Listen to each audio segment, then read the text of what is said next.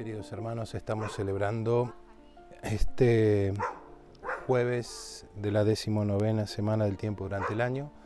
Vamos a leer el texto del Evangelio que la Iglesia nos propone para meditar en este día, del Evangelio según San Mateo. Se adelantó Pedro y le dijo: Señor, ¿cuántas veces tendré que perdonar a mi hermano las ofensas que me haga? ¿Hasta 7 veces? Jesús le respondió: no te digo hasta 7 veces, sino hasta 70 veces 7. Por eso el reino de los cielos se parece a un rey que quiso arreglar las cuentas con sus servidores. Comenzada la tarea, le presentaron a uno que debía 10.000 talentos. Como no podía pagar, el rey mandó que fuera vendido junto con su mujer, sus hijos y todo lo que tenía, para saldar la deuda. El servidor se arrojó a sus pies diciéndole: Señor, dame un plazo y te pagaré todo. El rey se compadeció, lo dejó ir y además le perdonó la deuda. Al salir, este servidor encontró a uno de sus compañeros que le debía 100 denarios y tomándolo del cuello hasta ahogarlo le dijo: Págame lo que me debes. El otro se arrojó a sus pies y le suplicó: Dame un plazo y te pagaré la deuda. Pero él no quiso, sino que lo hizo poner en la cárcel hasta que pagara todo lo que debía. Los demás servidores, al ver lo que había sucedido, se apenaron mucho y fueron a contarlo a su señor. Este lo mandó llamar y le dijo: Miserable, me suplicaste y te perdoné la deuda. ¿No debías también tú tener compasión de tu compañero, como yo me compadecí de ti? E indignado el rey lo entregó en manos de los verdugos hasta que pagara todo lo que debía. Lo mismo hará también mi Padre Celestial con ustedes si no perdonan de corazón a sus hermanos. Cuando Jesús terminó de decir estas palabras, dejó la Galilea y fue al territorio de Judea, más allá del Jordán. Palabra del Señor, gloria a ti, Señor Jesús.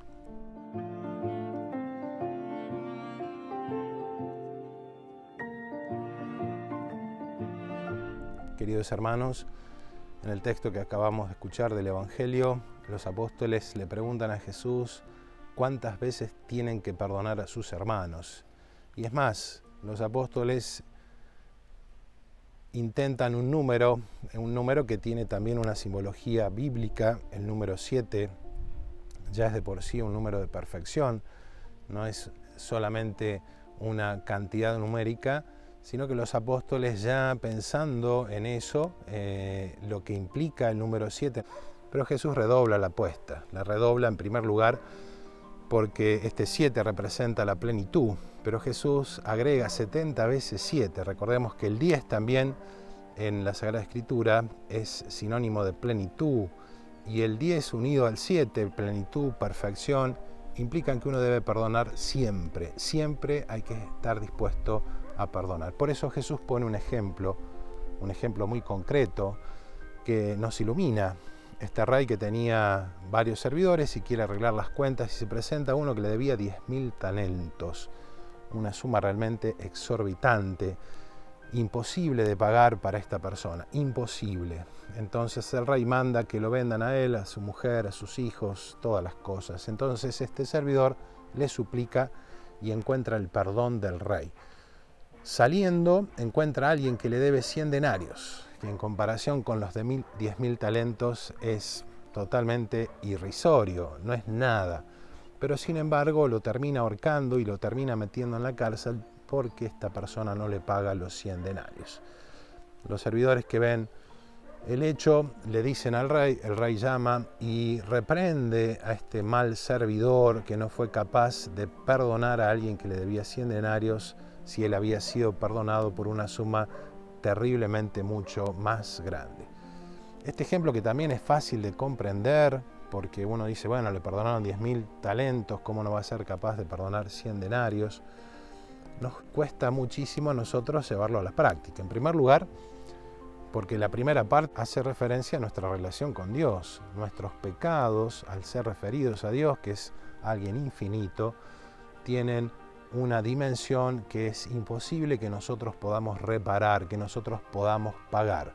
nosotros no podemos. Por eso Dios nos perdona y siempre está dispuesto a perdonarnos cuando le pedimos humildemente su perdón, como este servidor que le imploró que lo perdonara. Dios siempre hará esto con nosotros. Pero nosotros tenemos que actuar de la misma manera con nuestros hermanos y perdonarlos de corazón, porque si Dios me perdona tanto, ¿cómo yo no voy a ser capaz de perdonar la ofensa de un prójimo, de alguien cercano a mí? La cuestión que es fácil decirlo, pero es muy difícil vivirlo.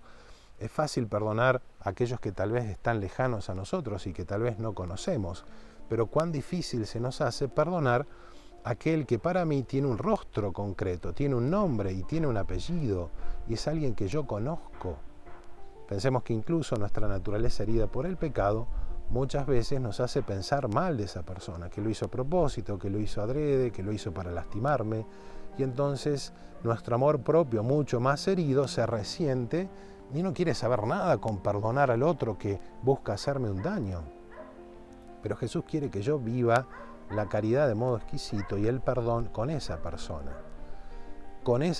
que yo conozco y con esa persona que me ha hecho un daño.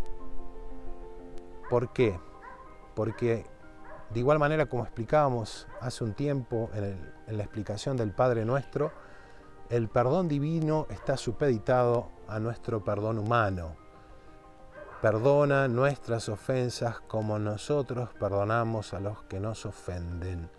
Esta oración que repetimos tantas veces y con tanta insistencia, ¿cuántas veces la desoímos y no la vivimos en plenitud?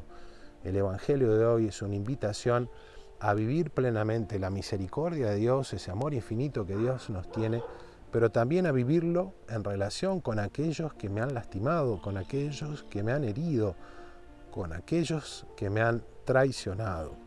Pidamos de manera especial en este día para que el Señor nos ayude a reconocer su amor, su misericordia, pero que también nos ayude a vivir este amor y esta misericordia con aquellos que tenemos cercanos a nosotros, con aquellos que tal vez en lo más profundo del corazón aún no hemos perdonado y que debemos hacerlo, y debemos hacerlo de corazón. Hoy también la Iglesia celebra a San Ponciano y San Hipólito. San Ponciano asumió el papado en el año 230, en una iglesia terriblemente dividida.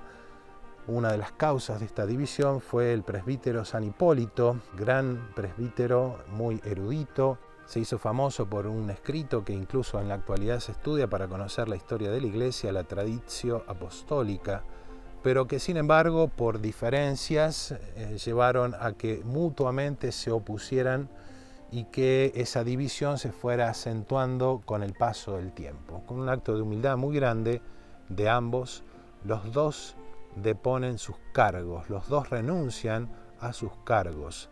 Después son desterrados ambos a la isla de Cerdeña, en donde terminan reconciliándose, y fíjense qué detalle, no solamente se reconcilian, sino que terminan testimoniando la fe en Cristo muriendo mártires.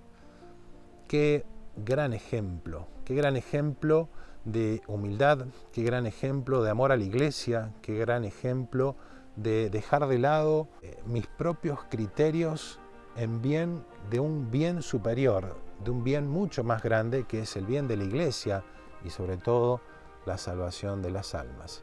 Que estos dos santos de los primeros siglos nos enseñen también a nosotros a buscar sobre todo la unidad, a buscar el amor a Dios, y ese amor a Dios que se busca precisamente en la humildad de aceptar lo que Dios dispone, como Él también lo hizo a lo largo de su vida. Que nuestra Madre, la Virgen María, nos conceda a todos esta gracia.